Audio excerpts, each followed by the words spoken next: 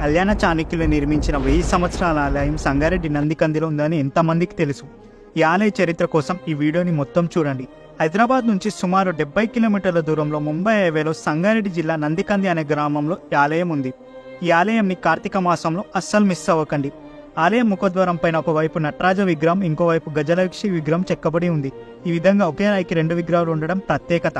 ఆలయం ముందున్న ధ్వజస్తంభం చాలా పురాతనమైనది. ఈ గుడి నిర్మాణానికి 200 సంవత్సరాల ముందే నిర్మించారని శాసనాలు చెప్తున్నాయి. ఔరంగజేబ్ సైనికులు దేవాలయం మీద దాడి చేసినప్పుడు నంది కాలు విరగొట్టారు. అప్పుడు ఒక భయంకరమైన శబ్దం వచ్చిందట. ఆ శబ్దం విని సైనికులు అక్కడి నుంచి పారిపోయారు.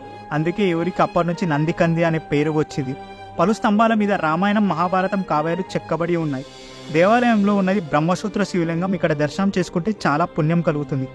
దేవాలయం మొత్తం నక్షత్ర తామరపు ఆకారంలో ఉంటుంది. ఈ రీల్ని మీ ఫ్రెండ్స్ ఇంకా ఫ్యామిలీకి షేర్ చేసి మరిన్ని ఇలాంటి పురాతనమైన టెంపుల్స్ కోసం మన పేజ్ని ఫాలో కొట్టండి.